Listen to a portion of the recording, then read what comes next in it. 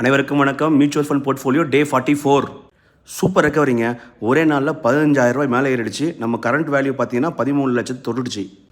எல்லா ஃபண்டுமே பாசிட்டிவாக க்ளோஸ் ஆகிருக்குங்க. ஏன்னா நேற்று இந்தியன் மார்க்கெட் பார்த்தீங்கன்னா நல்ல ஒரு ஏற்றத்தை கொடுத்தது. அதனால் நம்ம போர்ட்ஃபோலியோ பார்த்தீங்கன்னா சூப்பராக மேலே ஏறி இருக்குது. ஸ்டாக் மார்க்கெட்டில் ட்ரேடிங் பண்ணலாமா இல்லை லாங் டைம் இன்வெஸ்ட் பண்ணலாமான்றதை பற்றி நான் டீட்டெயிலாக ஒரு வீடியோ போட்டிருக்கேங்க. அந்த வீடியோ பார்க்கணுன்னா இந்த சேனலை சப்ஸ்கிரைப் பண்ணிவிட்டு லிங்கை கிளிக் பண்ணி வீடியோ பாருங்கள். உங்களுக்கு டீட்டெயிலாக எல்லாம் புரியும். என்னை பொறுத்த வரைக்கும் ட்ரேடிங்கை தூக்கி போட்டு லாங் டைம் இன்வெஸ்ட் பண்ணுங்கள். கண்டிப்பாக லட்சாதிபதி இல்லைங்க, கோடீஸ்வரன் ஆகிடலாம்.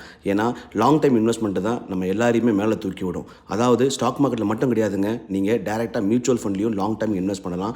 ஒரு ஃபண்டை தொடர்ந்து நீங்கள் எஸ்ஐபி பண்ணும்போது அது உங்களுக்கு பெரிய வேல்யூவை கொடுக்குங்க. 2025 நீங்கள் அனுபவிக்கணும்னு நினைக்காம உங்கள் பிள்ளைகளுக்கு நினச்சி ஒரு எஸ்ஐபி ஸ்டார்ட் பண்ணி பாருங்கள். அப்புறம் தெரியும் அதோட பவர் என்னென்னு உங்களுக்கு.